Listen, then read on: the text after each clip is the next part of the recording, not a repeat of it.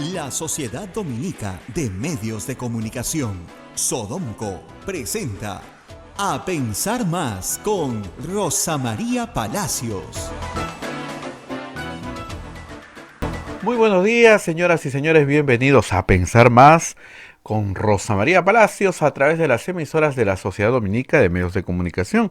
La Sociedad Dominica de Medios de Comunicación está integrada por Radio Santa Rosa en Lima, 1500 kilociclos en la amplitud modulada AM, 105.1 en la frecuencia modulada al sur de nuestra capital. También Radio Santo Domingo en Chimbote, Radio San Martín en Arequipa, Radio Veritas Cusco, Radio Cepagua en Ucayali, Radio Quillabamba en la Convención, donde nos ven por su plataforma televisiva, y Radio Madre de Dios en Puerto Maldonado. Estas son las emisoras dominicas del Perú. También Radio Huánuco en Huánuco, Radio La Voz de Ayacucho en Ayacucho, Radio Pública en Puno, Radio San Valentín en Lampa, Radio Moro en Ancash, Radio Cumbre en Huancayo, Radio Milenio en Satipo, Radio Estación Solar en Abancay, Radio Oriente en Yurimagua, Radio Los Ángeles en Cajamarca, Radio Activa en Cerro de Pasco. Y AM Tagua nos ponen podcast en el Perú y en el mundo, los aplicativos móviles, el Facebook de Radio Santa Rosa, los canales de YouTube de Sodomco y de Radio Santa Rosa. Ahí se cuelga el programa, la página web de Radio Santa Rosa, www.radiosantarosa.com.pe. Hoy es 20 de enero del año 2021 y ya saludamos a Rosa María Palacios. Rosa María, muy buenos días. Muy buenos días, Abel, muy buenos días a todos nuestros oyentes aquí en el Perú y en el mundo entero. Bueno, nos levantamos con noticias internacionales importantes. Hoy, juramentación del nuevo presidente de los Estados Unidos, Joe Biden, luego de una accidentadísima campaña y una accidentadísima post-campaña, llega a la presidencia de los Estados Unidos heredando problemas tan graves como los que tenemos en el Perú, y algunos con el mismo origen. Hereda una crisis sanitaria sin precedentes para los Estados Unidos. Ayer superaron los 400.000 fallecidos. Para que se hagan una idea, esto es más sumado que todas las guerras que ha librado Estados Unidos fuera de su territorio. Si se suman los fallecidos en la Segunda Guerra Mundial, en Vietnam y en Corea, más o menos, no se llega a los 400.000 muertos. Es una cifra inmensa para un país inmenso también, es verdad, pero sin precedentes. A esa crisis sanitaria que no termina, se ha empezado un agresivo programa de vacunación. Ya se han vacunado a 10 millones de norteamericanos, pero tienen que llegar más o menos a 20 veces eso. Todavía están lejos del objetivo y esa probablemente sea una de las primeras tareas de Biden, acelerar la vacunación en todos los estados de la Unión. Luego hereda una crisis económica generada por la pandemia, no de la gravedad de la nuestra, pero ciertamente una crisis que ha puesto en el desempleo a millones de norteamericanos. Y finalmente una crisis política que se manifestó en la negativa de Donald Trump a aceptar su derrota, a pedir reconteos de votos en varios estados, a litigar más de 60 litigios que perdió en todos los niveles, incluso con jueces conservadores, republicanos. Es decir, Donald Trump perdió la elección, eso está claro, y perdió por mucho, y nunca quiso aceptar.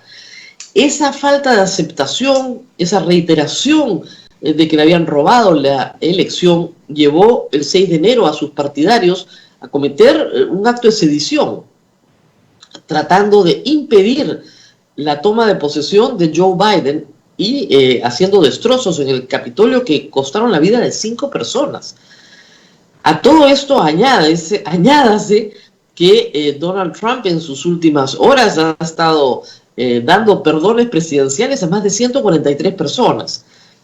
Hay que señalar, sin embargo, que los actos de sedición en los Estados Unidos, a diferencia del Perú, sí tienen castigo.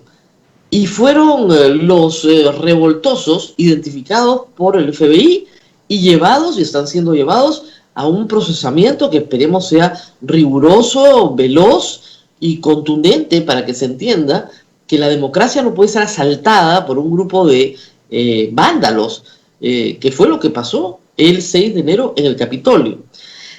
Instigados, y esa es la gran discusión, instigados por un presidente que alegaba que él había ganado las elecciones y que le habían robado la elección.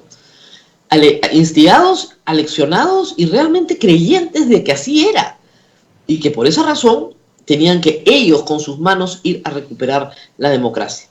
Son grupos minúsculos dentro de Estados Unidos, hay que decirlo, pero no por ello no menos radicales, y que tienen algunas ideas, imaginarán ustedes, contra América Latina, contra la migración, contra los que tenemos el color de piel un poquito diferente, en fin, llenos de prejuicios, de racismos. Grupos muy de ultraderecha son los que han apoyado a Donald Trump, que ha tenido una retórica durante sus 4 años confrontacional y negacionista en algunos casos incluso de la enfermedad, del COVID, y que tiene como su mayor responsabilidad el resultado de muertes que estamos viendo, que él negó desde el principio y hoy se va, deja la presidencia, dejando 400.000 muertos en los Estados Unidos. Desde 1856, estaba viendo las noticias hoy en las cadenas americanas, un presidente no va a la juramentación de su sucesor. 1856, siempre ha asistido el presidente que se va a la juramentación del sucesor, y eso garantiza una transición suave, una transición en pro de la democracia, no de demócratas o republicanos, sino en pro de la democracia. Pues Trump no irá. Otra de las tradiciones que se rompe el día de hoy. También hay que decirlo, la juramentación se hará como siempre en las escalinatas del Capitolio, pero sin público. Normalmente esta es una ceremonia que tiene muchísima presencia popular. La ciudad de Washington se vuelca, incluso gente que viene de muy lejos para ver la juramentación en el mall, esta área muy bonita en Washington, para observar desde ahí cómo juramenta el presidente de los Estados Unidos. Pues esta vez, no solo por razones sanitarias, que son muy importantes, sino también por razones de seguridad, no habrá más que 1.000 invitados, la familia y los partidarios más directos del señor Biden, algunos expresidentes demócratas también estarán ahí, pero nadie más. No va a haber normalmente la fiesta popular que hay, pero se transmitirá, por cierto, por televisión nacional. En el reemplazo de las personas se han colocado 200.000 banderas de los Estados Unidos para representar esa presencia. Y anoche también en una ceremonia muy emotiva en Washington, también en el mall, en lo que se conoce como The Pond o la fuente, digamos, delante del monumento de Lincoln, se encendieron las luces, se iluminó todo, en recuerdo justamente de los fallecidos por coronavirus, los fallecidos en el último año por coronavirus, herencia dura que le toca administrar a Joe Biden y que tendrá que resolver pronto. Entre las primeras medidas que se esperan de un gobierno de Biden son medidas sobre migración. La posición de Trump siempre fue de cerrar las fronteras, de impedir la migración, de regularla hasta el límite de prácticamente no promoverla. Biden tiene ideas diferentes, no va a construir un muro con México, no está interesado en perseguir a los latinoamericanos, pero hay que decirlo, tampoco crean que tiene una posición de puertas abiertas. El Estado americano, al margen de si eres republicano o demócrata, tiene una política migratoria y esa política no va a cambiar. Es una política que promueve la migración legal, ordenada, de acuerdo a los intereses y a las necesidades de los Estados Unidos. Así que eso tampoco es que vaya a cambiar demasiado, pero sí la retórica cambia. La retórica racista, la retórica del desprecio va a cambiar. Eso sí es importante. Y también creo yo que va a cambiar en materia de derechos humanos el trato a las minorías afroamericanas por parte de la policía en los Estados Unidos. Una policía que no depende del gobierno federal, sino que depende de los estados y en muchos casos de las mismas ciudades, y que tiene profundos problemas a lo largo y ancho de Estados Unidos respecto a su trato a las minorías. asunto que incendió, digamos, la pradera americana durante todo el verano del hemisferio norte y que movilizó a miles a las calles bajo el lema Black Lives Matters. Obviamente combatidos por Trump, pero arropados por Biden. Me imagino que esperarán cambios en materia de protección de derechos humanos en los Estados Unidos, un asunto que ha estado muy descuidado en los últimos años. Así que así están las cosas. Son pocos los presidentes que no repiten el plato en Estados Unidos. Bush papá no repitió el plato, no repitió el plato Gerald Ford, no repitió el plato Jimmy Carter, Hoover tampoco repitió el plato, pero la mayoría sí hacen sus 8 años. Trump no pudo. No es un buen perdedor, es un muy mal perdedor, ya lo sabemos, y ahora lo que está pendiente en el Congreso es un impeachment que continuará para impedir que Trump sea candidato republicano dentro de 4 años. ¿Por qué? Porque es posible que insista en serlo o que forme un partido independiente para hacerlo, y los actos de sedición del 6 de enero llevan casi a la convicción de que el talante democrático de Trump no existe, y lo que quería imponer sobre los Estados Unidos, aunque parezca increíble, era un gobierno autoritario nacido de la violencia. Eso es inaceptable. Felizmente Estados Unidos, con todos sus problemas, es una democracia fuerte, es una democracia sólida, tiene mejores herramientas que nosotros para responder a un acto de sedición. Nosotros en el Perú tenemos las herramientas legales, pero no hay la voluntad para utilizarlas. Veremos si después del 28 de julio de este año hay las herramientas legales para utilizar y castigar a aquellas personas que atentaron el 9 de noviembre pasado contra la democracia en el Perú. Muy bien, así están las cosas en Estados Unidos. El helicóptero, estoy viéndolo en pantalla, esperando a Donald Trump para abandonar la Casa Blanca. Ahí es Abel, cama caliente. O sea, sale uno, entra el otro, el mismo día. Y Así es. no hay tiempo para más. Y Trump se retira al estado de Florida, donde reside entre Florida y Nueva York. Se retira a Florida, que está en mejores condiciones sanitarias que Nueva York, ciertamente, y luego veremos imágenes durante el día, no solo de la juramentación, sino también de la llegada de Biden a la Casa Blanca, que promete varias disposiciones de urgencia en los próximos 10 días. Ha dicho que en los primeros 10 días va a resolver varias bombas, varios problemas que deja la administración Trump, y luego obviamente se hará la evaluación de los primeros 100 días de Biden. La ventaja que tiene Biden sobre sus predecesores es una ventaja que un gobierno demócrata no tiene hace mucho tiempo.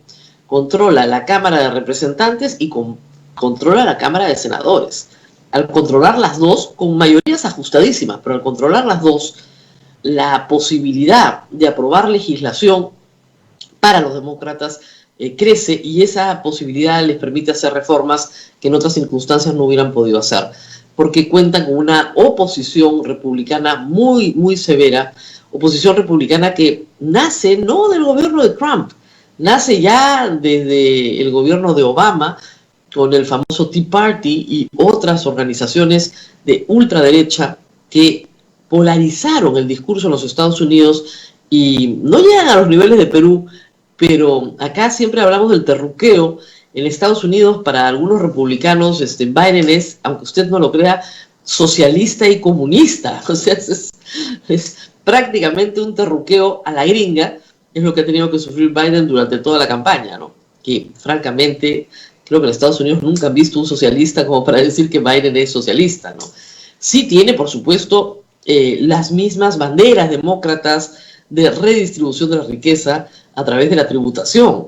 Y, por supuesto, creen un Estado más grande, un Estado que participa más de la vida de las personas y que presta servicios sociales a las personas en materia de salud y educación, o justicia, o infraestructura. Entonces, sí, en ese sentido puede parecer que tiene una disposición hacia lo social, en el sentido en que lo entienden los demócratas. Pero claro, en Estados Unidos eso es prácticamente ser comunista. En fin.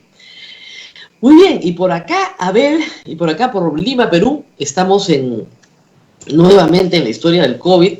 Los periódicos hoy informan de varios temas. la República sobre la llegada de vacunas y la necesidad de acelerar la llegada, porque la llegada de las vacunas son como la llegada, no sé, la llegada del niño Dios en Navidad. O sea, ya sabemos que van a llegar, el tema es que estamos todos esperando. La información que ponen en portada es la siguiente: el embajador de Perú en China, Luis Quesada Enchaustegui, afirma que se están concluyendo los trámites regulatorios que existen en nuestro país y en Beijing para poder concretar el embarque de la vacuna. Yo entiendo que existan trámites regulatorios en Beijing, pero los de nuestro país, si nosotros somos los interesados en que vengan, por el amor de Dios, ¿qué tanto trámite regulatorio? Somos nosotros los interesados en que vengan. Y también el señor Carlos Neuhaus, que está a cargo de la parte logística de la recepción y distribución de la vacuna, dice que el trabajo logístico se está realizando con una ONG que se llama Soluciones Empresariales contra la Pobreza, que ha apoyado durante la pandemia a las autoridades de salud con oxígeno y ventiladores. Qué bueno que el Estado comience a aceptar ayuda del sector privado, que la tiene y en suficiencia para realmente poder combatir los estragos de la pandemia. Y tenemos también malas noticias en materia de camas, ¿no? El comercio nos pone de nuevo, igual que ayer, en el tema de las camas UCI. Uso de camas UCI supera los récords en 12 regiones. ¿A qué récord se refiere? Al récord de uso de camas UCI que tuvimos en el pico más alto en julio pasado. Agosto pasado tenía 1.553 personas en camas UCI. Hay hoy 1.709. Quedan muy pocas camas UCI. Algunas regiones ya no tienen, ni Tumbes, ni Ucayali, ni Lambayeque. Lima, Ancash, Arequipa, Cusco y Huánuco están al 95%. ¿Hay que tener más camas UCI? Sí, por supuesto que hay que tener más camas UCI, pero el problema no es ese. El problema es que no hay médicos intensivistas para poder atender a una mayor población de pacientes. ¿Cómo se resuelve eso? El Colegio Médico ya nos lo ha explicado varias veces. No entiendo por qué la ministra no los quiere contratar. O sea, se están dando alternativas de contratación que, claro, después temen que se insista en que se vuelvan permanentes, que se les pague más, etcétera. Pero, miren, es una situación desesperada. Y las soluciones están. El Colegio Médico, en primer lugar, ha señalado que se puede entrenar en periodos muy cortos de tiempo a médicos de otras especialidades que no son intensivistas, pero sí son neumólogos, cardiólogos, neurólogos, que pueden entrar a UCI y hacer el trabajo junto con los intensivistas. Finalmente, es entrenamiento bajo la supervisión de un intensivista o bajo la supervisión de un médico intensivista que no puede ir al hospital porque tiene más de 60 años, pero que puede dirigir la operación desde una tablet, ¿no es cierto? Y desde reuniones de Zoom con los médicos para supervisar las historias médicas de todos sus pacientes y de esa manera afinar los tratamientos. Pero esto se puede hacer si hay voluntad. El problema es que muchas veces no hay la voluntad y nos enredamos en una burocracia complejísima a veces de entender para no sacar las cosas adelante. Reitero, o sea, se están demorando las vacunas por trámites regulatorios.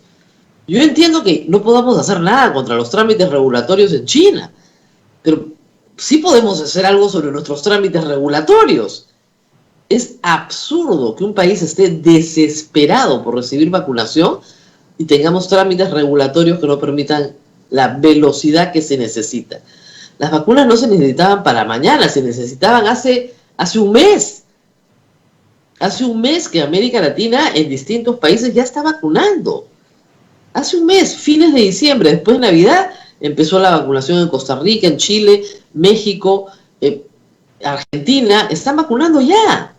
No a la velocidad que se debe vacunar, no con todas las vacunas, pero vacunando ya. Solo poner 1 millón de vacunas le va a demorar al Ministerio en logística más o menos un mes. Tienen que volar. Hay muchísimo trabajo por delante y muchísimos enfermos que esperan. Y mientras tanto a cuidarnos, a encerrarnos, a no movernos de donde estamos. Pero la vacuna debería estar ya aquí. Y yo tengo confianza en que la presidencia de Biden, un hombre que sí cree en la ciencia y sí apoya las soluciones científicas, le dé un impulso a la investigación, un impulso mayor a la investigación, porque ya comienzan a llegar noticias, no de vacunas. Rusia ya ha producido 3 vacunas distintas, sino de curas, de medicamentos que pueden curar la enfermedad. Hoy tenemos en portada una noticia que se ha repetido varias veces durante la pandemia. La investigación en alpacas, por ejemplo. Especialistas peruanos evalúan desde agosto las capacidades de las moléculas de las llamas para neutralizar el coronavirus. Esto es una investigación de larga data, pero es una investigación del Instituto Nacional de Salud. Obviamente están todavía empezando, pero probablemente, así como esta, hay muchísimas investigaciones en el mundo entero. Estados Unidos lidera a través de sus laboratorios de investigación, investigaciones de este tipo, y probablemente podamos tener una vacuna primero, pero luego una cura, eso demora un poco más, en 1 o 2 años, que simplemente neutralice la enfermedad y podamos regresar a una vida un poquito más normal en cuanto a nuestras relaciones sociales, ¿no? ¿Qué es lo que más extraña? La gente tal vez no extrañe otras cosas, pero la vida social es muy importante para los seres humanos. Y perderla de la forma en la que la hemos perdido hace que la vida sea más difícil para todos, incluso para nuestros candidatos, ¿no? Que están en muchos dilemas porque no saben cómo hacer para hacer campaña en estas circunstancias. Así estamos, lamentablemente no es fácil salir adelante en estas circunstancias, no es fácil hacer una campaña presidencial. Miren ustedes lo que ha pasado en los Estados Unidos, ha sido bien complicado, pero en esas circunstancias no queda más que tener paciencia, aunque exista poca. En el campo educativo, Abel, ayer han habido debates muy, muy interesantes, un debate que creo que vale la pena en otro momento darlo, en un momento menos trágico como este, con los problemas de estrechez presupuestal, y es el tema de los colegios de alto rendimiento, un proyecto que creo que ha sido exitoso, que ha logrado que miles de chicos de zonas muy pobres del país sean valorados por sus capacidades intelectuales y se les dé la oportunidad de tener una educación secundaria de tercero, cuarto y quinto y media del mejor nivel, y que puedan entrar a universidades privadas de muy alto nivel e incluso conseguir becas para estudiar fuera del Perú. Esto ha sido muy aplaudido, pero sabemos perfectamente que beneficia a una minoría, a unos 30.000 estudiantes, no a los millones de estudiantes que tiene que atender el Estado. Y ahí viene la pregunta difícil, ¿no? Un chico en COAR, en los centros de alto rendimiento, cuesta 5 veces más o 7 veces más que un estudiante en la educación básica regular administrada por el sector público.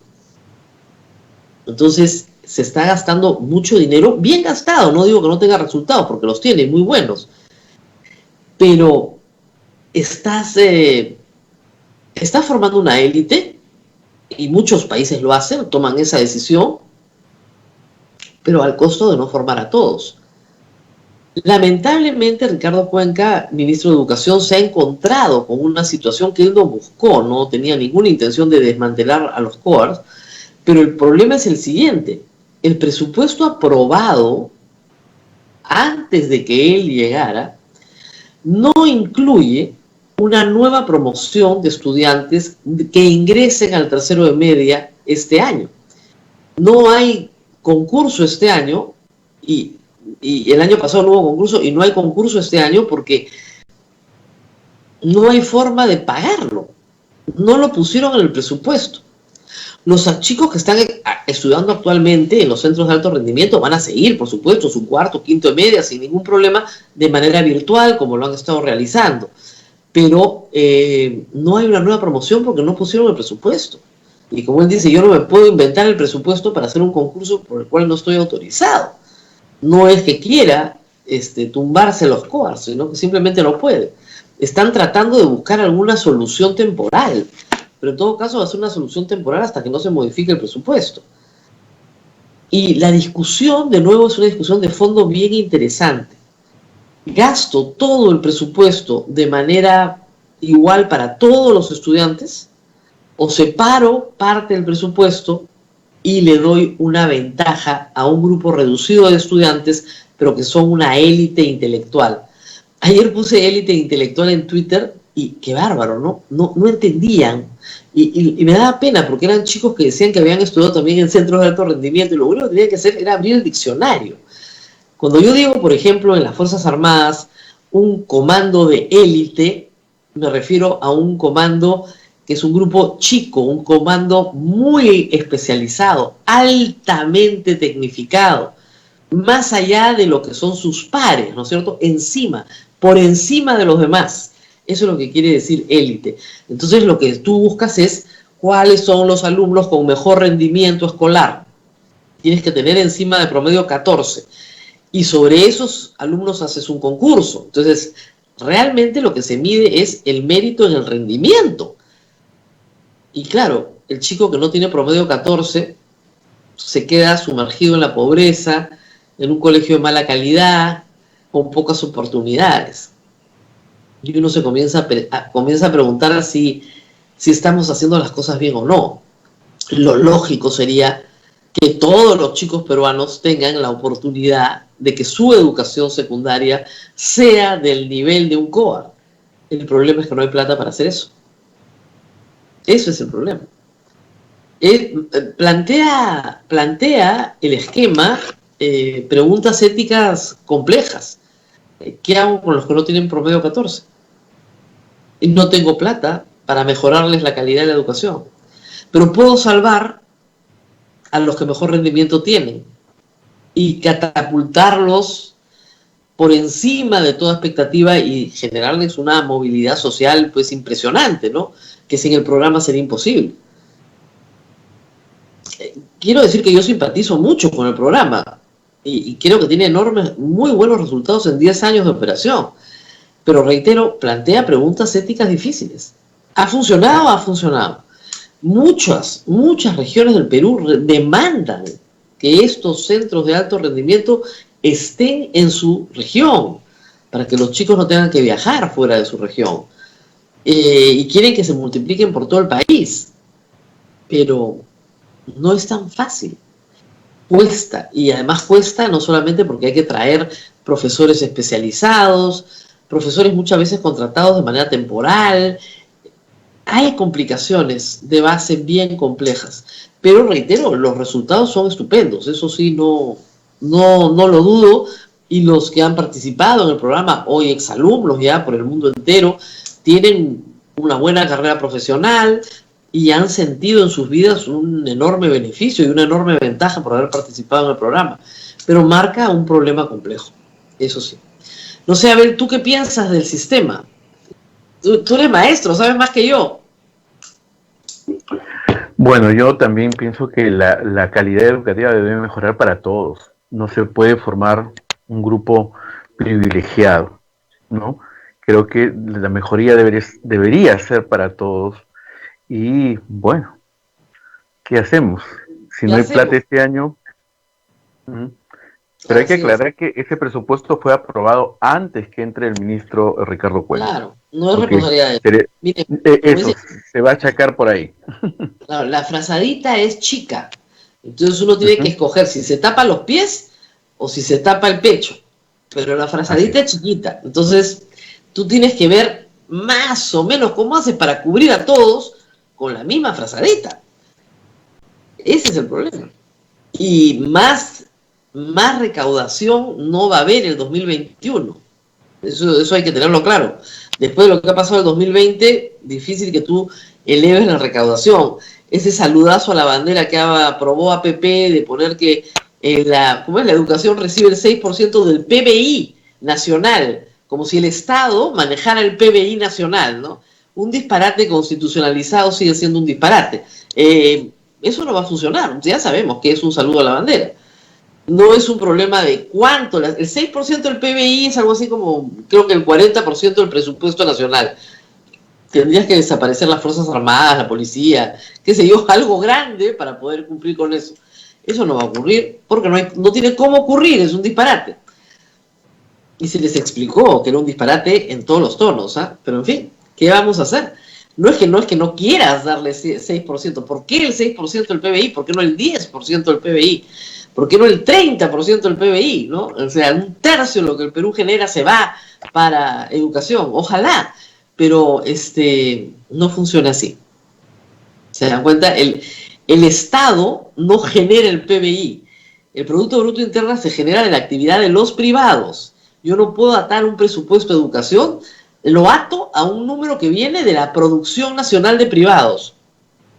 Solamente en APP se les ocurren esas barbaridades. Y esas son las que promueven, esos disparates son los que promueven y los convierten en ley. En reforma constitucional, ojo, imagínense. En fin. Bueno, esperemos que tengamos a partir del próximo año, a partir de este año, a partir de julio de este año, un mejor congreso que el que tenemos, aunque las cosas están difíciles, ¿verdad? Muy bien, a ver, siendo las 8:33, ya veo que el presidente Trump salió de la Casa Blanca, está yendo a la de Andrews y se va a Florida. Sin pasar por el Capitolio, sin saludar a su sucesor. Me imagino que se convertirá en su más férreo opositor a partir de ahora.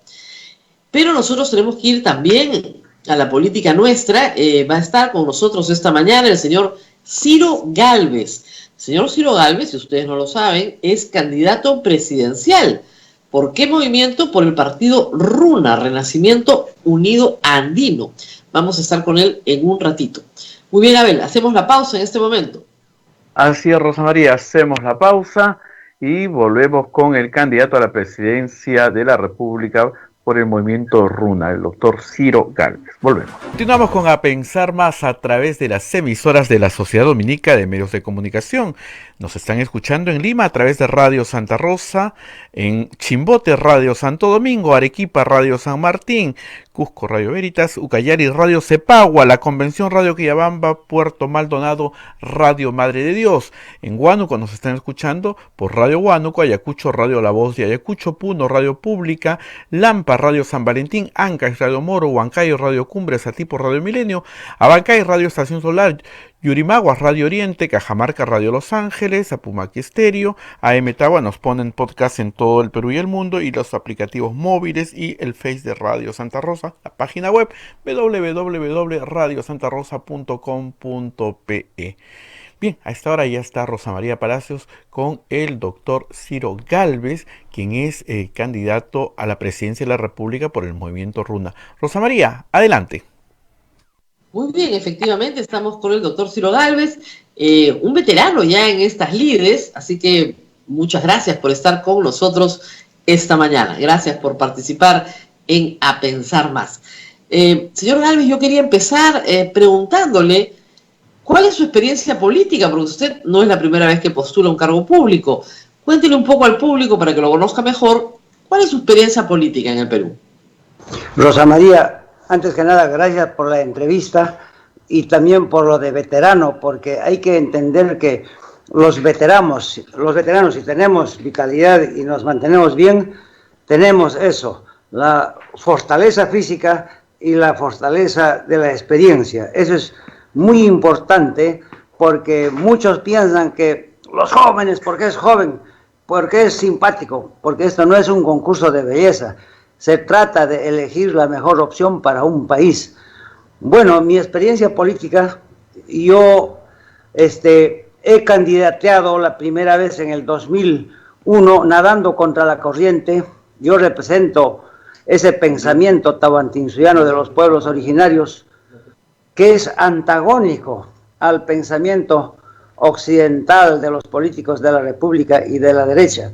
Obviamente estaba previsto que yo no tendría éxito, porque yo tampoco me he metido nunca con financiamiento de mal origen ni con los políticos corruptos. Yo me mantengo con honor, con dignidad. Nunca he cedido mi partido en vientre de alquiler, nada. Yo asumo con con valentía, con los medios que tengo, representando a esos 12 millones de peruanos de las comunidades campesinas y nativas que están excluidas por el Estado. La siguiente vez todo desanimado, participé por simplemente el deber de participar en el 2006, igual, pero yo no me rindo, no importa, yo no aspiro a ser solamente pasar la valla ni ser gobierno, sino iniciar el cambio histórico que el Perú necesita, con una inclusión política, económica, social y cultural real de las comunidades campesinas, de los pueblos indígenas al Estado, con una inclusión económica real, que salga de eso de que el Estado paternalistamente solamente le da dádivas, no, sino que se le reconozca sus derechos económicos, como es el derecho al subsuelo de sus territorios donde están las mayores reservas mineras del Perú, el derecho a al mundo financiero, están excluidos. Más del 95% de la población rural no tiene acceso al sistema financiero, y el derecho también de incluirse a la economía de mercado, que también están totalmente excluidos, sin posibilidades de comercializar a precios justos sus productos. Bueno, después del 2006 ya no volvió a participar en una contienda presidencial. ¿Pero en qué contienda ha participado? ¿En alguna otra? No, en ninguna. Yo saqué un comunicado en la República diciendo que, como no habían condiciones para que el pensamiento del Perú originario pueda competir en política, me retiro temporalmente hasta una nueva oportunidad. Y dejo constancia que jamás voy a vender mi partido, ni voy a ceder el cargo de candidato presidencial, no porque yo me sienta autosuficiente, sino por una cuestión de dignidad, de honor, porque la mayoría de candidatos hoy lo hacen con vientres de alquiler, con partidos prestados que ni siquiera saben el nombre del partido por el que están candidateando. Señor Gálvez, usted dice, mi partido no lo voy a vender, como si fuera su propiedad. ¿Usted siente que su partido es su propiedad? Es mía y de todos los seguidores, que te digo, leales, demócratas, sinceros, honestos. Es mi partido y es de todos los seguidores, ¿no? Pero quien tiene, digamos, o influye, digamos, en las decisiones del partido es generalmente el presidente. Eso no quiere decir que sea un caudillo, ¿no? Sino que la gente crea en lo que uno dice. Se lo pregunto porque el señor Richard Arce había anunciado su precandidatura con mucho entusiasmo, un congresista que había hecho un buen trabajo, un buen papel, apreciado por el público, muy conocido, justamente por tratar de darle el acceso a Salvador Solar el día que se disuelve el Congreso, y que tenía ideas como las suyas, muy modernas respecto a la economía de mercado, que venía de la izquierda también. Pero él apareció con nosotros en un programa y nos contó que, bueno, le habían jugado sucio en realidad, y que no lo habían dejado ni siquiera competir en la democracia interna del partido. ¿Qué pasó? El estatuto del partido dice que 1 año mínimo de antigüedad para candidatar a la presidencia, y él se había afiliado, creo que faltando una semana para el cierre de las inscripciones. Entonces, por otro lado, él no representa el pensamiento andino. Manam ñogay kojinachu mamita, yangatam chaytay tallagarimaj kasja. Bueno, estoy diciendo que lamentablemente él no cumplía los requisitos y presentó también la inscripción de su plancha.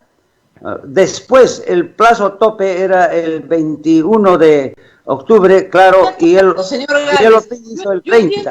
Yo entiendo que usted quería ser el presidente, el candidato y no él, pero se lo hubiera dicho antes, ¿no? O sea, le hubiera dicho, no, hermanito, aquí no hay sitio para ti, arriba nomás tu carro y ándate a otro lugar. Manan, y ya está. Con 3 manans bien puestos, el señor no se presentaba. Pero ¿por qué le hicieron creer que sí ustedes estaban interesados? Nadie le hizo creer. Él es un hombre pensante, sabe, es excongresista. Y el detalle es que él no representa el pensamiento de los pueblos originarios. Él es de izquierda. Señor Gálvez, nosotros no somos de izquierda, Rosa María. Nosotros no somos marxistas. Él viene de Verónica. Él viene del marxismo, ¿no? Ok, pero digamos, para no tener este desencuentro público, mejor es decirle, oye, ¿sabes qué? No tienes nada que ver con nosotros, no te aceptamos por la inscripción porque tú eres de otro partido, no nos gustas, no nos gusta tu pensamiento, ¿no? Pero lo dejaron correr varias semanas y al final lo desembarcaron. Entonces, usted lamentablemente aparece en esto como un caudillo. ¿O no es un caudillo? Rosa María, más pareces abogada de Arce que una entrevistadora. Te suplico mantener siempre la imparcialidad. Habría que documentarse un poquitito más sobre cómo han sido las cosas. Yo no decido la inscripción de los candidatos en el partido, como en ningún otro partido. Hay un comité electoral nacional y el jurado nacional de elecciones, el pleno en última instancia, decidió que no procedía su candidatura. Eso no es, y es evidente que a usted no le gusta su presencia ni su candidatura, pero usted ha dicho, es mi partido y yo no lo vendo a nadie. Entonces, es su propiedad, pues. Entonces, usted es un caudillo. Ofrecen dinero por ceder la candidatura presidencial, ofrecen dinero por todo. Y de repente tú estás viendo con ojos occidentales, acostumbrada a tratar todos los temas del Perú oficial, de Lima, de las ciudades, pero Rosita, con todo el cariño y respeto te digo, el Perú tiene dos facetas. Hay una faceta del Perú, que te digo, originario, que lamentablemente es poco conocida en la política oficial. Entonces yo te suplico, no sé, pero yo te digo con todo el cariño y con todo yo nunca he sido un caudillo, un mandamás, y todos sabemos que en los partidos venden candidaturas, alquilan como vientre de alquiler. Entonces eso hay que pensar. Entonces eso es lo que yo quiero, mantener la unidad. El señor Richard Arce no conoce nuestra ideología. Él es izquierdista, marxista, comunista. Entonces, son ideologías diferentes a la ideología tahuantinsuya que yo sigo. Había incompatibilidad entre él y lo que nosotros pensamos. Eso, no han debido ni siquiera dejarlo inscribirse si es tan incompatible, pero, digamos, ¿él les ofreció dinero? Lo que usted estaba diciéndome, ¿les ofreció dinero por su candidatura? No, en ningún momento, pero te estoy comentando que es así en todos los partidos. No nos hagamos a los ingenuos, ¿no? ¿Y a usted alguien le ha ofrecido dinero por su partido? Sí me han ofrecido, claro que sí. Mucho dinero en muchas oportunidades. Pero yo no estoy por el dinero. Ok, pero ¿nos puede contar quiénes le han ofrecido dinero? ¿Qué candidatos actuales, por ejemplo, le han ofrecido dinero? Mira, los mafiosos, los delincuentes nunca dan facturas, se cuidan mucho, pero es que es así, no nos hagamos a los ingenuos. No, pero le pregunto, ¿algún candidato a la presidencia de la República actual? Sería bueno saberlo. Claro que sí, pero yo no puedo precisar nombres precisamente porque me metería, digamos, en problemas y tantas cosas. Tú sabes que eso es así, Rosita. No, yo no sé, lo que sé es que uno no puede hacer una acusación tan grave sin dar nombres y sin dar hechos, fechas, cómo, cuánto, dónde. Es una acusación grave, entonces hay que sustentarla. Yo no estoy acusando a nadie, lo que estoy diciendo que es así en la política. Yo te sugeriría leer este libro, La teoría del renacimiento andino. Yo soy el autor, entonces ahí te va a decir muchas cosas. Muy bien. Ahora, usted ha dicho tres cosas que no son ni muy tahuantinsuyanas. Por ejemplo, ha dicho que las comunidades, los pueblos andinos, tienen que ser propietarias del subsuelo. El subsuelo, la propiedad del subsuelo, es una teoría anglosajona. O sea, los Estados Unidos, Inglaterra, le dan la propiedad del subsuelo al que tiene la propiedad del suelo. Es una tradición nórdica, bien alejada del tahuantinsuyo, la verdad. Muy útil, no la discuto, pero implica un cambio y una revolución en la forma en la cual se administran los bienes. En el Perú el subsuelo es de propiedad de la nación, no del Estado, de la precisamente nación. La política es para eso, para cambiar la constitución, para establecer nuevas formas de organización del Estado, porque es así, para eso es la política, Rosita, y es una paradoja precisamente por eso que tú dices, que las comunidades campesinas, teniendo tantos recursos, sean los más pobres. Entonces hay que solucionar esto, porque esa forma de ver el derecho de propiedad es la que precisamente ha traído esta crisis terrible en el Perú. O sea, usted traería el sistema de derecho de propiedad de los Estados Unidos al Perú. No de los Estados Unidos, sino que en la época del Tahuantinsuyo, cada ayllu, hoy comunidad campesina, era dueño de todos sus recursos, del suelo, subsuelo, recursos hídricos, todo. Y obviamente tenemos que reconocer el derecho legítimo y sacarlos de la pobreza, porque ahora se dice, son comunidades pobres, es que mamita ama ari chayna, piña cuichu, mana yachan kichurimas casca tapas, mama ya poloxo. Bueno, estoy diciendo en quechua, Rosita, que ese es el problema, que entre los peruanos no nos entendemos. Son 12 millones de peruanos originarios, la mayoría quechuahablantes, y no nos entendemos con la otra faceta del Perú oficial. Me parece muy interesante, que usted se dirija a ellos en quechua. Más adecuado para el Perú. No, me parece muy interesante que se dirija en quechua, porque algo le entiendo, pero sobre todo sus oyentes lo van a entender más, porque nos escuchan en quechua en todo el Perú. Pero a lo que regreso es a lo siguiente. El derecho de propiedad que usted quiere para los peruanos, no me estoy oponiendo, me parece muy interesante, es un derecho de propiedad que implica una revolución jurídica. ¿Por qué? Porque es el derecho de propiedad que tienen los Estados Unidos, que tiene el Reino Unido. Los países que hemos sido colonia de España, es decir, todo el sistema latinoamericano, tenemos un sistema de regalía de derechos del rey. Y en el imperio incaico, le contaré, en el imperio por lo menos, que todo era de propiedad del Inca, no del Ayu. No, es un error tuyo, Rosita, porque así te han enseñado en la secundaria. Yo conozco estas cosas porque lo he investigado a profundidad.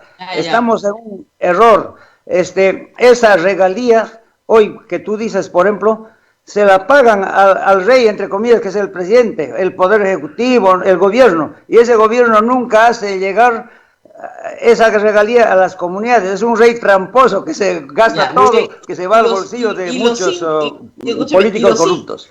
Y según usted, los incas no cobraban tributos. No había tributos. Disculpa. Según su investigación, los incas no cobraban tributos. No cobraban tributos porque los tributos que se pagaba quedaban en los depósitos públicos llamados tambos y servían precisamente para atender a la propia población en épocas de desastres, lluvias excesivas, sequías, heladas. Somos uno de los países más difíciles geográficamente del mundo. ¿Y quién cree usted que mantenía el ejército del Inca? No había ejército. Cada pueblo se organizaba en momentos de convulsión para sofocar los conflictos que esporádicamente podía surgir en algún lado. Precisamente esa es la explicación equivocada occidental que nos han dado, nos han confundido realmente, Rosita. Nos han confundido. Yo le recomiendo la lectura de la doctora Rostorovsky. Yo creo que lo va a ayudar muchísimo a iluminar sus investigaciones. Pero Rostorovsky también estudia desde la visión occidental. Yo estudio desde la visión andina de los pueblos originarios. Ya. O sea, María Rostorovsky no sabe mucho. No sabe mucho, efectivamente. Ella tiene una misma visión occidental como todo. Es que no te rías, Rosita, tienes que ser más honesta de no hacer quedar mal a tus entrevistados, por favor. Es el punto número 1 del periodista, ser imparcial y mantener siempre la cortesía.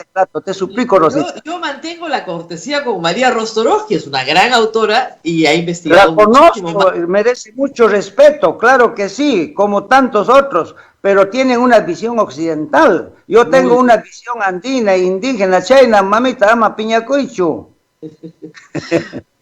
Mire, no me jale la lengua, muy bien. Ahora, mamita, yo sé que tú eres buena, sino que tienes una formación occidental y eso no es malo. Yo tengo una formación indígena, andina, no es malo tampoco, entonces tenemos que respetarnos mutuamente, ¿no? Muy bien, economía de mercado, ha dicho usted. ¿Cómo? ¿Por qué quieren meter a a la gente que vive tan feliz en la economía de mercado. Economía de mercado para el Tahuantinsuyo. ¿Qué es eso? Estamos en lo que tú has dicho, en la economía de mercado, y todos los peruanos tienen derecho a acceder a eso. Mira, el 95% de la población rural no tiene acceso a un crédito en el sistema bancario y no tiene tampoco la oportunidad de distribuir, de vender sus productos agrícolas a precios justos. Es injusto, por ejemplo, de que el Estado peruano actual promueva el consumo de la papa importada y permitir que se pudra la papa en las chacras de las comunidades campesinas. En las comunidades nos pagan hasta 20 céntimos por kilo y eso es excluirle, es cerrarle las puertas al campesino de acceder al mercado. ¿Por qué cree usted que pasa eso? Yo creo que tiene que reorganizarse totalmente las instituciones del Estado. La actual república ha sido fundada solamente por los peruanos descendientes españoles, que en el año 1820 no eran más del 10% de la población nacional. En ese año la población era aproximadamente de 1.900.000 eran indígenas de las comunidades quechohablantes y 100.000 eran descendientes españoles. La república la fundan solo ellos, manteniendo los pueblos originarios en la misma situación de subalternidad a la que habían sido confinados por el coloniaje. Y esa situación se prolonga hasta ahora, en una situación obviamente en que los peruanos descendientes españoles ha aumentado más o menos al 60% y la población indígena es el 40%. Entonces, ese Estado está diseñado solamente para esos peruanos, sin la participación de estos pueblos originarios, y es por eso que en las comunidades campesinas no existe sentimiento de pertenencia al Estado, y es por ello que siempre hay una oposición a lo que decide el Estado. Esto se nota en el problema de las minas, por ejemplo, Conga. El Estado que no se entiende con las comunidades campesinas de Conga. Un poquito después, el Estado contra las comunidades indígenas de los aguajunes, de Bagua, el Baguazo. Actualmente el problema de Fuerabamba, de las Bambas, el Estado con todo su poder, policías, soldados, ministros, congresistas, embajadores, cardenales, que no solucionan nada, enfrentándose a un pueblo inerme con su ropa típica, su costumbre, su idioma originario. Muy bien. ¿Cómo haría usted para solucionarlo? Usted es presidente del Perú y le toman la carretera en Chumbivilcas. Muy bien. ¿Cómo hace usted para solucionarlo? Primeramente, actuar con total transparencia y honestidad. Explicar a ambas partes que necesitamos entendernos entre los peruanos, hacer lo que hacían los incas, la armonía, armonizar con todos, ¿no? Tenemos que encontrar puntos de coincidencia, pero para eso hay que entenderle a estos pueblos por qué se rebelan, ¿no? Entonces, el problema es, como te decía hace un ratito, entre peruanos descendientes españoles y peruanos indígenas no nos entendemos, hablamos otro idioma, tenemos otra forma de pensar. Entonces, eso como primer punto. Y segundo, reconocerle a los pueblos originarios lo que les quitó el coloniaje, su derecho a estar representados en los poderes del Estado. Muy bien, pero señor Ciro Gálvez, ¿qué haría usted para resolver ese conflicto social? No me ha dicho, aparte de conversar con las partes, que es lo mismo que se hace ahora, armonizar. Eso, pero déjame explicarte. Hacer que el Estado lo perciban los pueblos originarios como suyo. Te dije hace un ratito, en las comunidades campesinas no hay sentimiento de pertenencia al Estado, lo ven como una institución extraña, hasta enemiga, ¿no?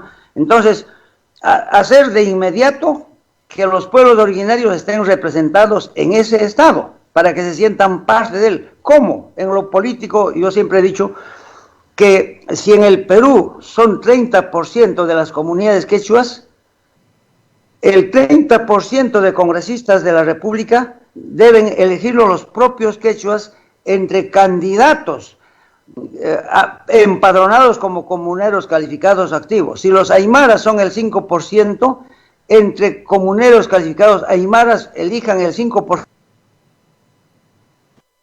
Entonces, esa sería la auténtica democracia. Entendiendo que obviamente ellos ya no van a luchar contra ese Estado extraño, sino lo van a fortalecer porque son parte de él.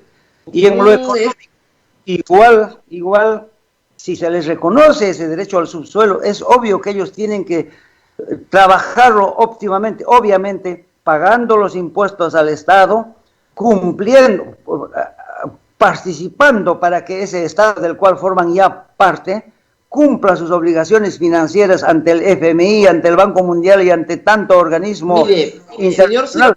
Señor Isidoro Gálvez, cuando el subsuelo es de propiedad del propietario del suelo, el Estado no recibe nada.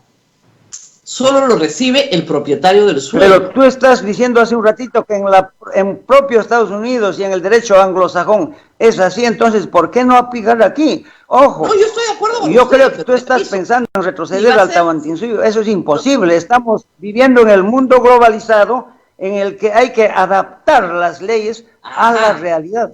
Nosotros, por ejemplo, no nos oponemos como los izquierdistas marxistas, oponerse a todo, generar conflictos, para que de esos conflictos, según la teoría de la tesis, antítesis y la síntesis que ellos predican, del conflicto surgen nuevas soluciones. Nosotros no, nosotros como los incas, te repito, practicamos la armonía, encontrar puntos de coincidencia, y si hay que actualizar la ley, la constitución a la actualidad, pues hay que hacerlo por el bienestar del peruano. Yo creo que no es bueno que estén en esa eterna pelea los de la derecha y la izquierda. Ya no, Rosita, los peruanos tenemos que ponernos de acuerdo y nosotros, te repito, ya somos eso, es una nueva generación, un nuevo pensamiento tahuantinsuyano adaptada al mundo globalizado actual.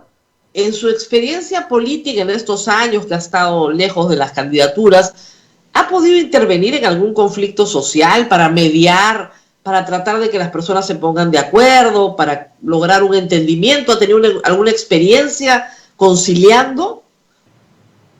No, porque el Estado nunca me ha dado esa oportunidad. Hay una desinformación acerca de mi persona.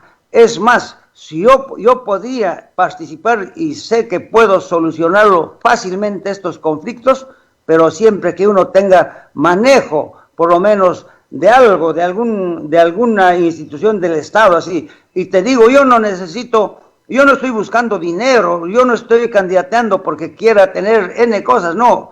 Una persona a mi edad no está buscando eso. A mi edad buscamos servir a la sociedad. Es obvio que ocupar un cargo importante te reconoce honores, aplausos, eso es bonito para cualquier persona.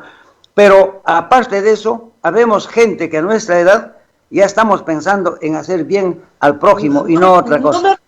No me refiero a haber estado ocupando una posición en el Estado, me refiero a que los propios comuneros lo hayan buscado a usted como su representante, como una persona que los puede ayudar a entenderse con el Estado. Claro que sí, yo estoy muy conectado a las comunidades campesinas y yo me siento precisamente fortalecido y veo la situación triste de confinamiento, de exclusión en la que viven, y es por eso que le llamo, hermanos, a las comunidades campesinas, hermanos míos, no es justo que estemos en esta situación durante 500 años.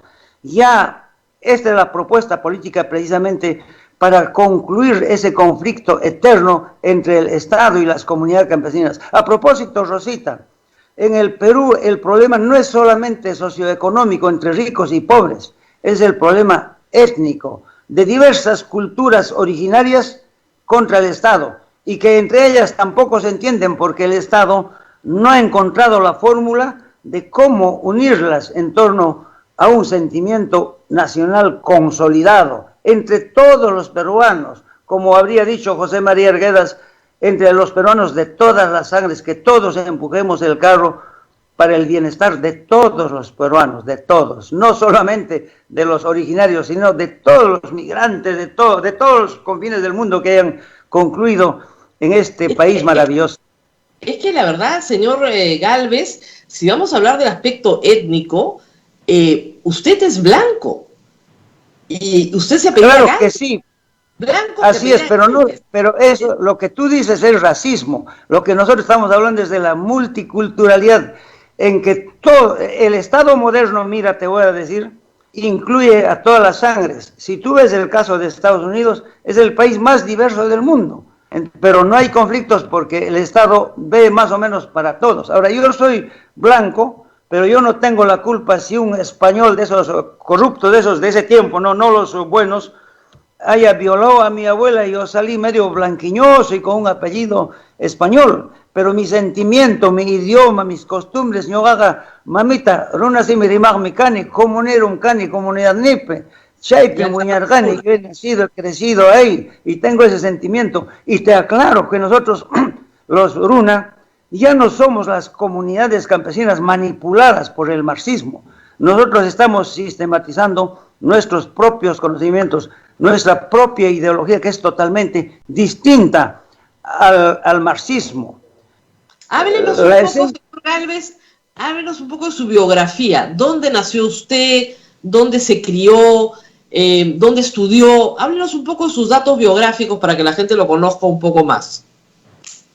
Nací en el distrito de Salcabamba, crecí en Surcuamba, es otro pueblo un poquito más allá, y ya después, en segundas nupcias, me casé con una campesina comunera de la comunidad de Santa Rosa de Palca. Hace 20 años, ahí tengo 4 hijos.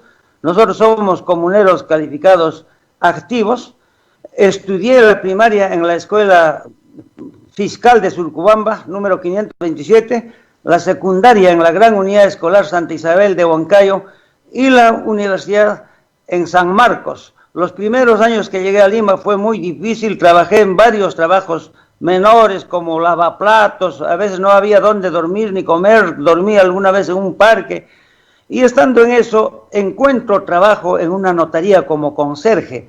Ahí se me prendió la lucecita de estudiar Derecho. Estudié en San Marcos en las noches, no asistí mucho a las clases porque los burros que le llamábamos los ómnibus llegaban en 1 hora hasta la ciudad universitaria. Yo salía a las 8 de la notaría, pero compensé eso con copias, con separatas, y salí buen abogado, concursé para notario en Huancayo y gané.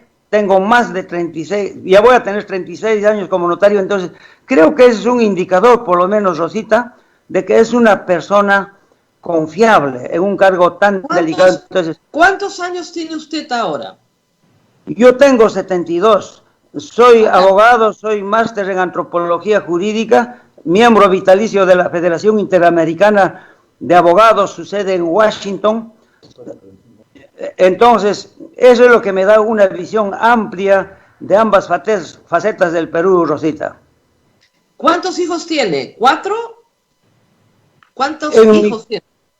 Mire, tuve un primer hijo siendo joven, es un hijo de la aventura que muchos jóvenes lo tienen.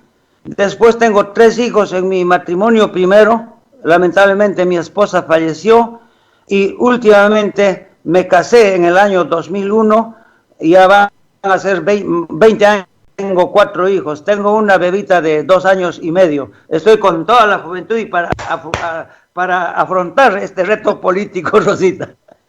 Yo he sido atleta, he sido corredor, eso me mantiene vital. ¿Usted ha sido corredor fondista de los de largo? De largo aliento, sí, yo tengo la suerte de conocer a los grandes atletas del Perú. No he llegado a ser un atleta calificado porque eso necesita dedicación exclusiva, pero sí fomenté mucho el deporte. Yo soy quien organizó, promocionó, apoyó, financió inicialmente las grandes carreras de chasquis en el Perú, de Cajamarca al Cusco, la primera en el año 1988, la segunda de Ayacucho a Lima creo que fue en el año 2000 y la tercera de Huancayo a Lima. Ahí tuve la suerte de correr con los atletas Juan José Castillo, Miguel Malqui, Constantino León, y soy el primer atleta que cruzó Ticlio corriendo. Y puedo repetir esa proeza porque estamos con todas las agallas. Tranquilo, que ya los años pasan. Rosita, me alegra verte, alegre. Te ves linda cuando estás sonriente, sinceramente, te felicito. Muchas gracias. Bueno, entonces, de la notaría a la política, ¿por qué? Usted estaba contento, usted estaba ya logrado, como dicen. Claro, tiene una hija chiquita, ¿no? Pero ¿para qué salir adelante con una... Claro, logrado económicamente, pero la vida no es solo la economía, Rosa. Mira, te pregunto, Será ético, será correcto permanecer indiferente ante tanto caos, ante tanta desgracia, ante tanta corrupción en el país. Yo creo que tenemos la obligación todos de hacer algo por el país, y eso es lo que yo hago. Yo como notario, con la experiencia que tengo, puedo vivir tranquilo, como tú dices, pero no, eso es toda la vida, Rosita. Hay que luchar por el país. Muy bien, entonces, desde el punto de vista de su ideología política, ¿cómo vivió esos años, primero en San Marcos y ya después en Huancayo, conviviendo con movimientos marxistas radicales como Sendero Luminoso, que tanto daño hicieron? No se escucha bien, qué lástima. No, le preguntaba cómo vivió la época de la subversión. Usted estuvo en una zona roja, en una zona caliente. ¿Cómo vivió esos años y cómo respondió a la subversión desde su lugar? Estuve en Huancayo, ya yo tenía en esos tiempos 36 años, ¿no? Mantenerse con bastante cautela, con bastante prudencia, y yo creo que cuando uno es transparente, es sencillo, es tratable con todos, uno no tiene cargos de conciencia, no tiene miedo de que a algún lado te va a caer un tiro, y eran épocas muy difíciles, muy difíciles. Han muerto muchos amigos, parientes, paisanos. Ese dolor lo tenemos marcado para siempre, pero precisamente para evitar esas cosas es que tenemos que entrar a la política y buscar estabilidad y bienestar para el país por el camino de la paz y la democracia.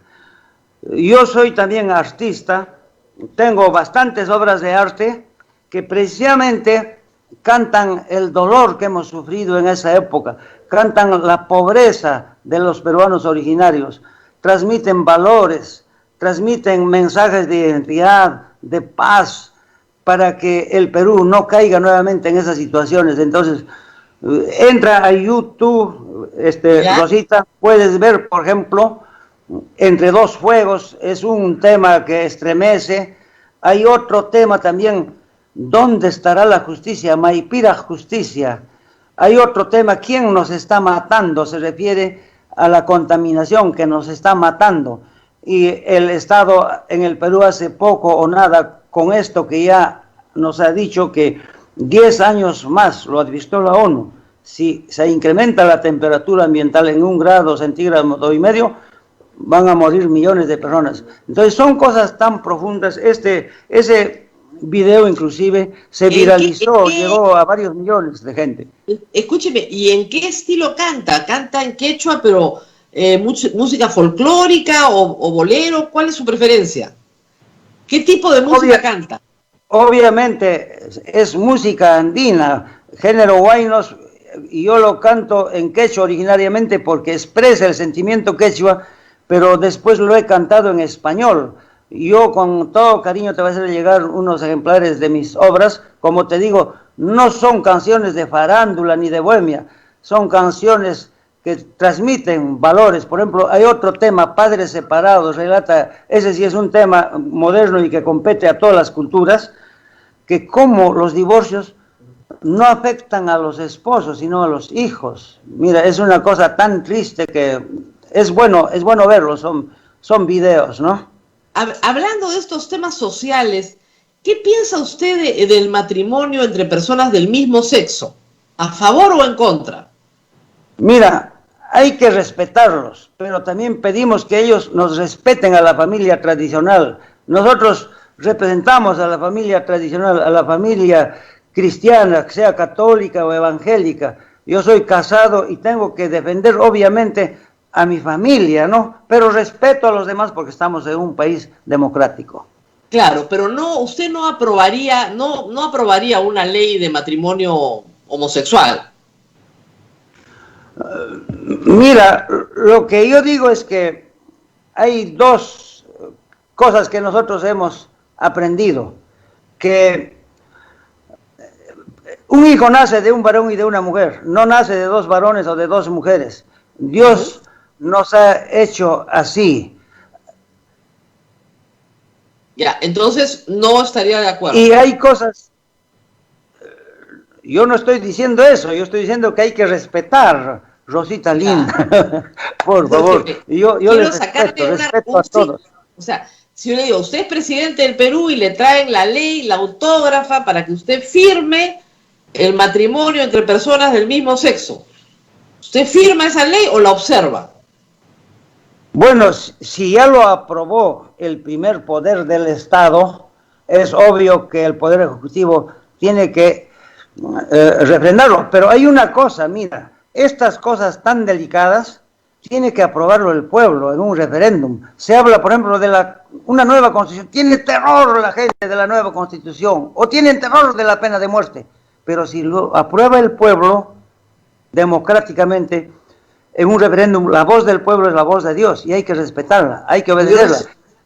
Igual eso de la nueva constitución, yo sí estoy de acuerdo con la nueva constitución, pero yo no lo voy a aprobar, no lo voy a redactar, lo tiene que redactar el pueblo representado por sus legítimos representantes, y si es así, entonces se tiene que obedecer, igual de la pena de muerte. Yo propongo la pena de muerte, pero es el pueblo quien tiene que aprobarlo, es el pueblo mayoritariamente. Pero doctor, entonces, usted es abogado y es notario.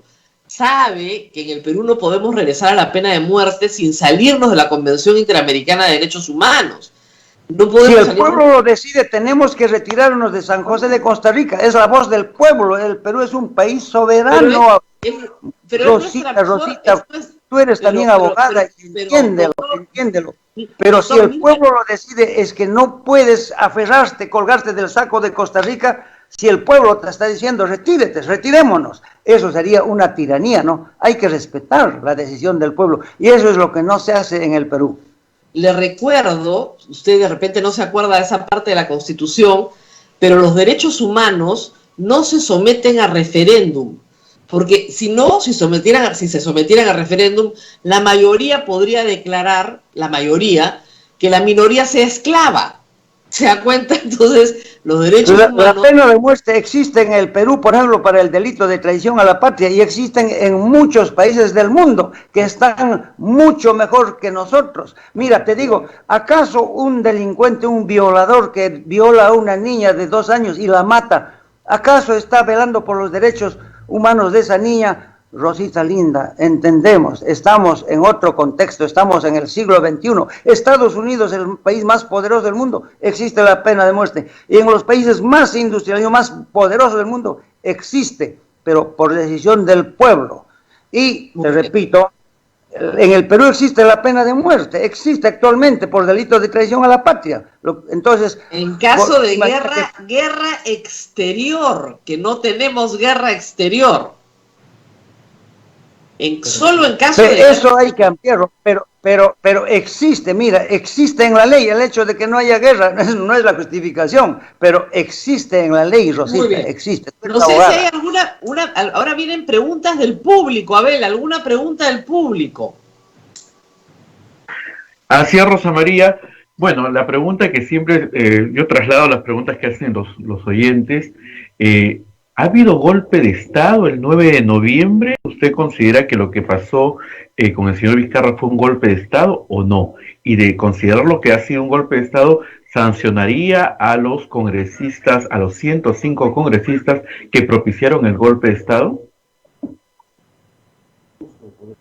Yo no diría que es exactamente un golpe de Estado, sino un abuso de poder.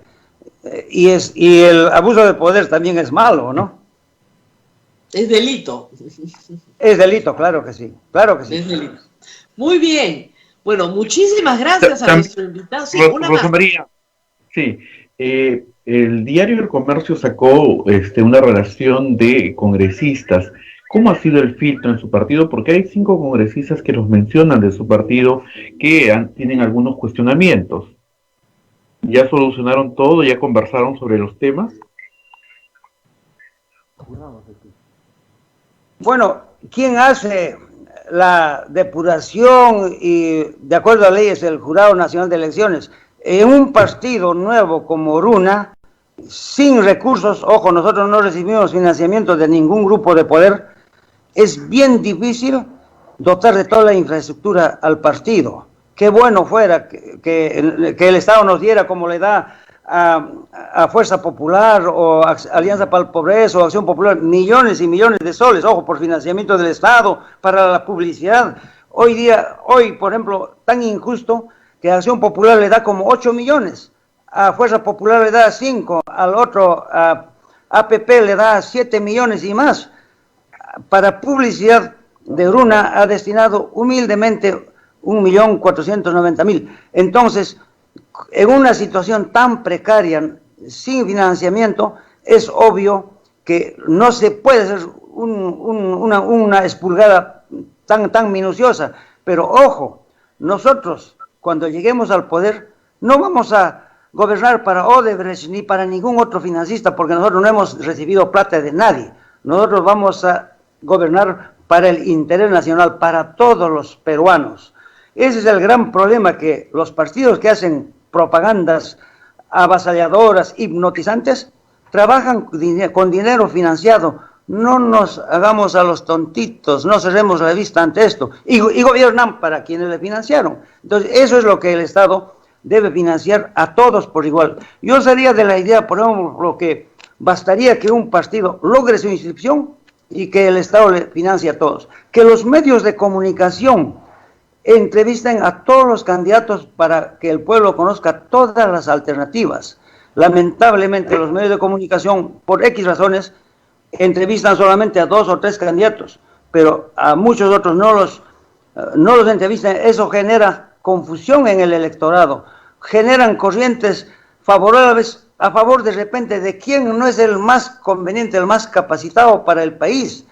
Y cuando ocurre eso, gana las elecciones el candidato que hizo más propaganda, hipnotizando al pueblo, ¿qué te digo? Obnubilándolo. El pueblo, carambas, cree que es el único Mesías y hay que elegirlo. Pero a los pocos meses se siente desengañado, una vez más defraudado, y comienzan las protestas, la violencia, los bloqueos de carretera, los pedidos de vacancia presidencial, los pedidos de cierre del Congreso. Y esa historia va a ir agravando, Rosita, si no pensamos bien en estas cosas. Nosotros queremos ya que haya paz en el Perú. Yo le invoco a los medios de comunicación, háganle entrevistas a todos los candidatos para que el pueblo conozca todas las opciones. Igual invocación le hago a las encuestadoras. Yo creo que las encuestadoras, para evitar estos problemas de que desinforman, ojo, también las encuestadoras han cometido delitos. Por ejemplo, en el caso de Perú Posible de Toledo, en las últimas elecciones que participó, lo daban como favorito, creo que estaba en el segundo o tercer puesto, y el pobre Cholo no encontró ni el 5% y se escapó a Estados Unidos. Señor Gálvez, creo que no le han explicado la metodología de las encuestas. Las encuestas. Pero ¿cómo entonces ocurren estos errores? ¿Cómo? Ni cuey, mamita más. No es un error, no hay ningún error. El día que se tomó la foto era así. Los humores y las preferencias de la gente cambian. ¿Qué pasó? La preferencia de las personas cambian. Como usted sabe, hoy día usted puede no aparecer en las encuestas, pero mañana de repente aparece. ¿Y qué vamos a decir? Ahora, es sabido, sí, que las encuestas se hacen en las zonas y ciudades donde hay acceso, ¿no? Pero no llegan a los últimos rincones. Pero te repito, Rosita, yo estoy hablando de buen corazón, con la mejor intención, que se mejore el sistema electoral, que la prensa dé entrevistas a todos los candidatos, ¿no? Y que se tenga mucho más cuidado en esto, y también una recomendación al Jurado Nacional de Elecciones y a la OMPE, que actúen con total transparencia, con total honestidad. Mire, recordemos, ojo Rosita, este es un tema muy delicado que te voy a decir.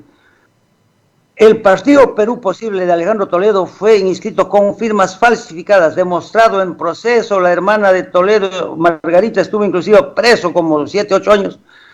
Y nos ha gobernado un presidente con firmas falsificadas, nos ha engañado a todo el Perú. Ahora, Dios no quiera, ojo, no sé exactamente cuál es el caso del partido actual Podemos y su candidato Urresti. Corremos el gravísimo riesgo de que se repita eso.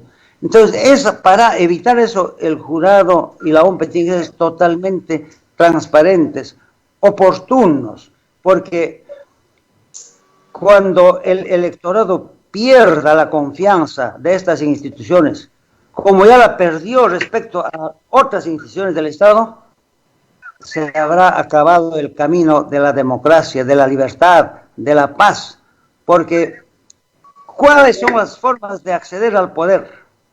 Es la democracia, la libertad, las urnas, cuando hay transparencia.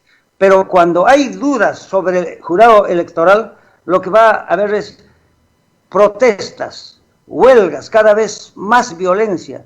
Y de eso se aprovechan los grupos extremistas, infiltran y crean más caos. Entonces mira cuán importante es la transparencia, la honestidad.